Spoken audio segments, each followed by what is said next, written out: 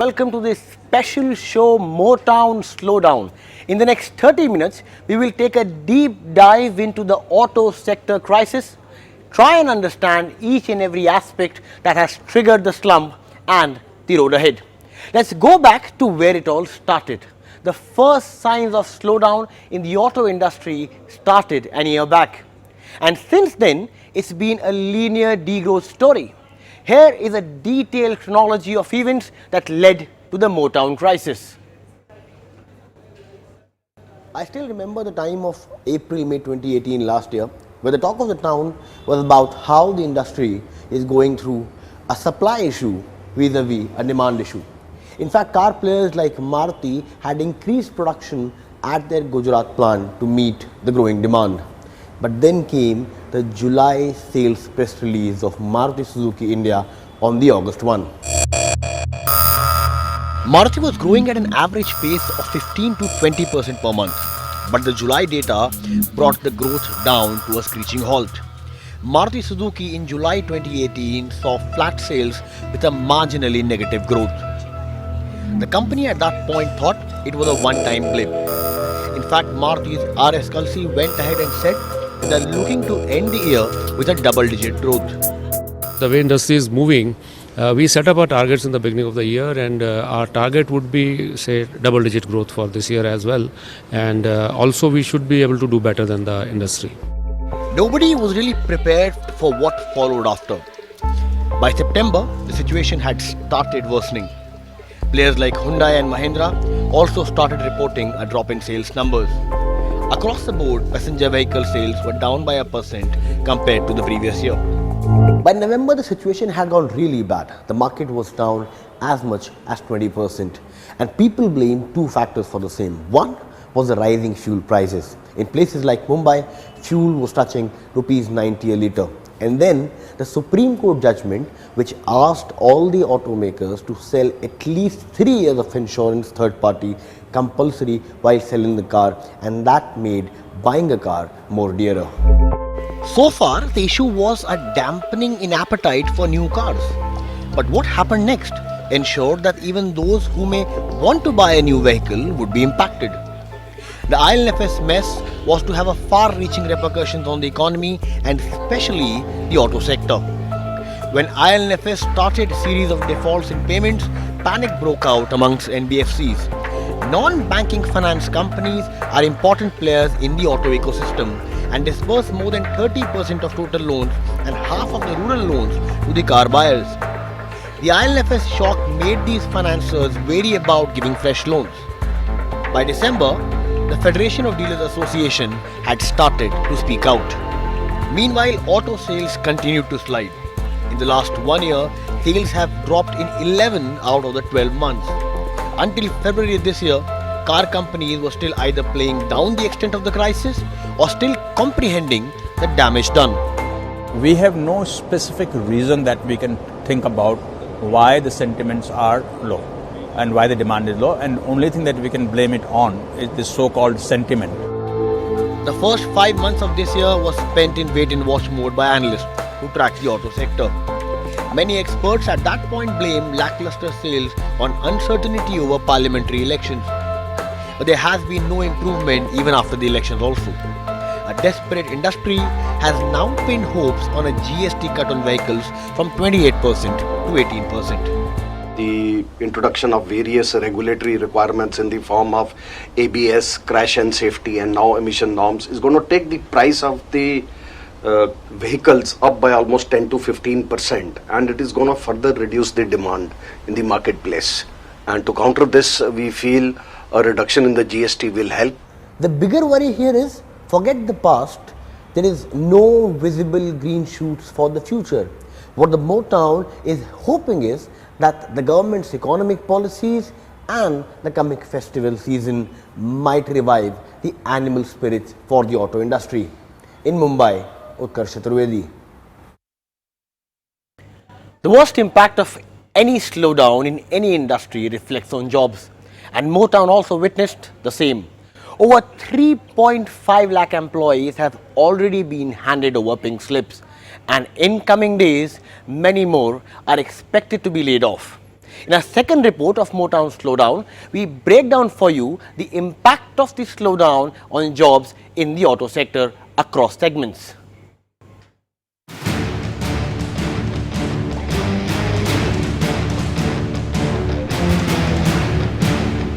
The automotive industry is one of the biggest job creators in the country by directly or indirectly giving 1 crore jobs. But the recent slump in the market has forced many players to go out of business. If the situation does not improve, we are staring at a possibility of at least 12 to 15 lakh job cuts. Now let's segregate the auto industry into 3 parts: the dealerships, the manufacturers and the auto component makers, and let's have a look at what kind of job losses are we staring at. Auto dealerships have been running in extreme stress for quite some time. With sales plummeting and NBFCs refusing to disburse credit facilities, many dealers are forced to shut shop. Over 250 dealerships have been closed down in the country in the past 1 year. An industry body, FADA, says over 2 lakh people have lost their jobs in the past 3 to 4 months. Out of our 2.5 lakh, 25 lakh jobs which we have, if 2 lakh is out, so that's 7-8%, and that's huge. So the degrowth what we have seen, 15%, then 20% and 25%, it's actually in effect. But dealers are still holding up, thinking that festive season is coming. The auto component industry is the backbone of any car manufacturer, providing that vital component for the final product. But at a point of time when car manufacturers are cutting down production, there will be a trickle-down impact on the auto component industry as well. In this fiscal itself, India's largest car maker Maruti has curtailed production by 15.28%. Mahindra has also followed the path and has cut down production by 8.22%. Hyundai is the only one that saw a growth in production by 3%. Components industry currently employs around 50 lakh people. The industry has already seen job cuts of around 1.5 lakh according to industry estimates. ACMA fears that if the situation continues, then the job cuts can go as high as 10 lakhs in the next few months. I think our understanding is that overall the entire value chain of the industry, whether it is the vehicle industry or the component industry or the dealership, around 3 to 3.5 lakh job cuts have already happened. And our worry is that if the thing continues for next few months, it could be as huge as 10 lakhs, which is really of concern. Car makers also have now started laying off temporary workforce, normally the first one to be impacted. Maruti has already reduced their temporary workforce by almost 7%, therefore cutting workforce by 1,181 employees. Nissan, on the other hand, has decided to fire more than 1,700 people, and the others say they are in a wait-and-watch mode. Now, OEMs perhaps are most reluctant to reduce employment because they also see it as a bit of social responsibility not to have a quick reaction to reduction in demand. But that can be only for some time.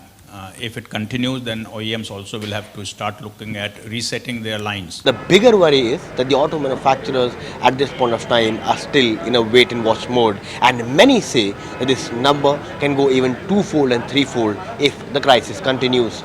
In Mumbai, Utkarsh Chaturvedi. Over 70% of car sales happen through financing, and over 40% of sale is believed to be through NBFCs. But currently, the NBFCs are facing serious consequences of the IL&FS meltdown, which has sent India's automobile sector into a tailspin. What exactly is the NBFC crisis, and how does it impact auto financing as well as car sales? We try to understand this in our third reportage from this series. In the first 2 parts of the series, you have heard this term NBFC quite a lot of times. But what exactly is the NBFC crisis, and how it led, or whether it led to the auto demand or not? Let's try and understand this. Let's start from the day when IL&FS started reporting defaults in payments. And then suddenly, exposures to other NBFCs were also being scrutinized. Lenders then started giving out money to NBFCs cautiously.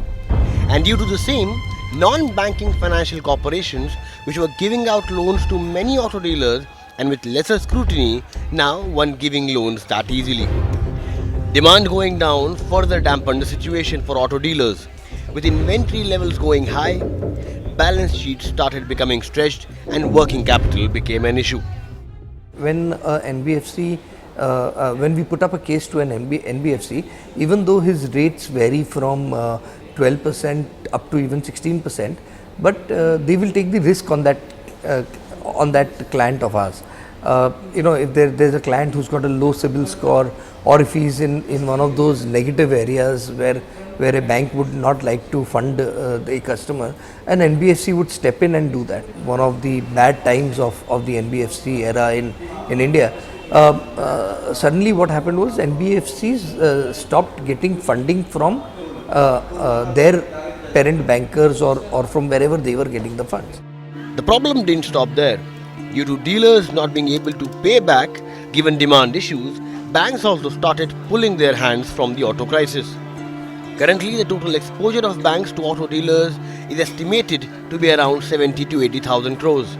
And public as well as private banks have been cautious on disbursing auto loans. Because of the slowdown in the sales, though inventories are higher, the liquidation as per the original schedule they are not able to do. So what most of them have been asking is a little bit of extra time. We'll have to keep watching it very, very closely because clearly the developments there are not positive. So we are watching it closely, but right now not much to report on the asset quality. The silver lining, however, is that situation is looking better than before. RBI's notification on easing liquidity and interest rates coming down has had a positive impact on the companies. But auto manufacturers say the situation is still far from normal. Future, in my opinion, looks brighter for NBFCs that have thus far been stressed. So I'm confident that the measures taken will bear fruit. If I had one wish in this domain, I would still appeal to lenders to take a much more supportive approach to the suppliers in this ecosystem, the component manufacturers, and to our dealers. Liquidity crunch and a demand slowdown. It's like a chicken and egg situation right now, where the auto manufacturers or Motown blame the lenders for a slowdown in demand. The lenders say it's the other way around. However, many experts believe that the liquidity crunch can be a part of the problem, but there are many major factors at play here. In Mumbai, Utkarsh Chaturvedi. Prices are soaring and the demand is dipping. The auto industry is struggling to shake off the slowdown that has been plaguing it for months now. Whether it is the consumer sentiment going south or a shift in the choice of travel by urban commuters. In our fourth chapter of the Motown Slowdown series, we try and decipher the factors at play triggering the fall.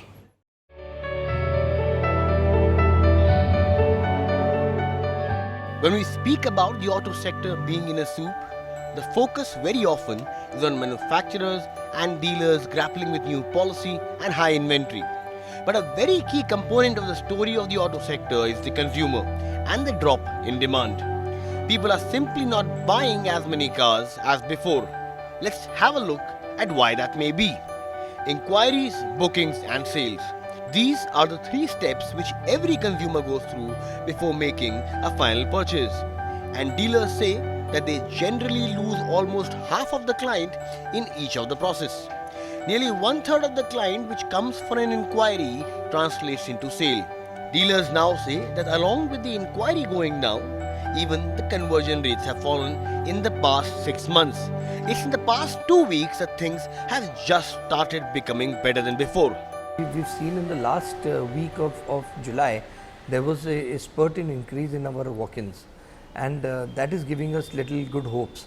After a long period of time, we could see that we were getting close to about 15 to 20 odd bookings per day in the Maruti showrooms of ours, which had dropped down to like close to about 7 to 8. The reasons are many, and one of them is a drop in consumer confidence and the ability to spend or commit to an EMI. The consumer index fell to 95.7 in July to 97.3 in May, which was already a massive drop from 104.6 in March. Quoting the RBI report, it said, consumers' perceptions on the general economic situation and the employment scenario is softened. while their assessment of their own incomes turned out to be less optimistic than in May 2019. Also, the advent of shared mobility has changed the game. From massive jams to parking issues, the urban audience is choosing to opt for an Ola or Uber vis-a-vis owning his own car. For example, Ankur works in the media industry in Mumbai. He wanted to buy his dream car when he arrived in the city. 7 years later, he has changed his mind. Yeah, initially there wasn't plan to buy a car, but currently you can see the situation, bad road condition, so much of traffic on road, and if you're going for a party, obviously you can't drive because you are drinking. So because of all these reasons, it's better to take an Ola or an Uber. Automakers, however, feel it's too soon to judge the impact of shared mobility on car sales.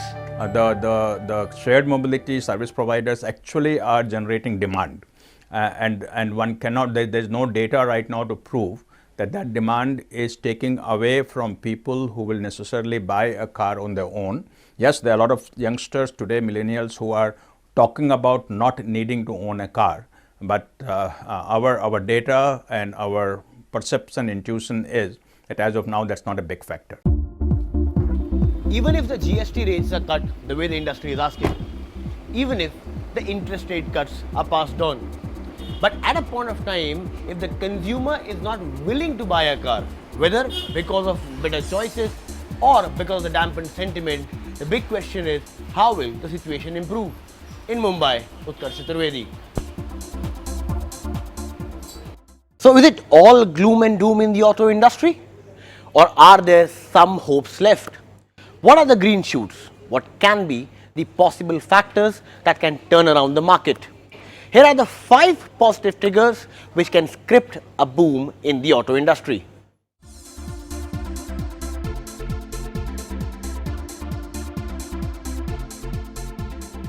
Is it all downhill for the auto sector?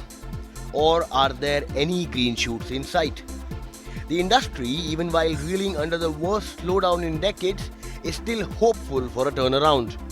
Here are the 5 factors that could pave the way for a revival in the otherwise troubled sector. Car launches like the Hyundai Venue and Mahindra's XUV 300 have been able to cheer up the market a bit in an otherwise damp sentiment. Where Venue sold as much as 9,000 vehicles last month, XUV 300 also remained in the top 10 cars sold by selling around 4,500 SUVs. And with the launch of the upcoming Kia Seltos and the MG Hector claiming as much as 20,000 bookings after the launch, exciting launches may bring back some demand in the market. The key here though is to see how many bookings do actually convert into sales. And as you know that many of the new products that have been launched recently are in the UV segment, and some of the new products that are coming up are also in the UV segment. And UV and the new products also always create demand, and therefore maybe the outlook could be a little bit more rosier. A good monsoon would bring some recovery in rural demand. The monsoon may have started late but has picked up in the last 3 weeks. IMD last week reported that the monsoon from the 1st June till August 5 is now 7% below normal. But the last 3 weeks have been above average rains. A normal or better than average monsoon can boost agri income and hence improve rural sales of cars and bikes. Motown has been running pillar to post seeking a GST cut from the Finance Ministry. Industry wants the GST rates on cars to come down to 18% from the current 28%. Even though there is no commitment yet from the ministry on cutting the GST rates, some steps for the revival of the auto industry is expected. Finance Minister has agreed to it, and she has said that she'll make out some advisory for the banks, because they met just 2 days back with the banks also. Within a week they'll talk to the banks and try to give them a positive view and aggressive view of retail funding. Liquidity concerns has been listed as one of the main reasons for dip in sales. But with government steps to improve liquidity in NBFCs and the recent interest rate cuts by the RBI, the auto industry is hoping loans for vehicles start flowing more smoothly, leading to better sales. Now there is what they call a tectonic shift in the industry, and I think the time is ripe for that kind of shift. And I don't see why it should come as a surprise to us that the government is putting all its weight behind the introduction of electric vehicles. As I said, that ecosystem will change, and it is changing, and we are in the throes of that change. But when ecosystems change, there are consequences during a transition. And we have a choice. Either we can let that consequence derail us, or frankly, we can face it squarely and deal with it constructively. So to my mind, the key to creating a win-win situation is to handle the transition in a way that produces the least amount of collateral damage. The festive season in India usually sees a spurt in consumption, especially for non-discretionary purchases.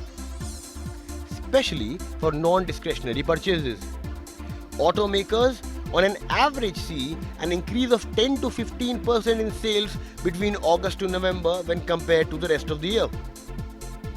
Although the last festive season was disappointing, hopes are pinned on a turnaround this year.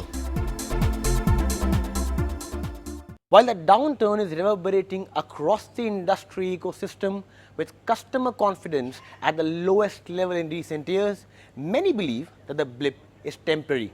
But consumption cannot rise without consumer confidence, which requires economic stimuli.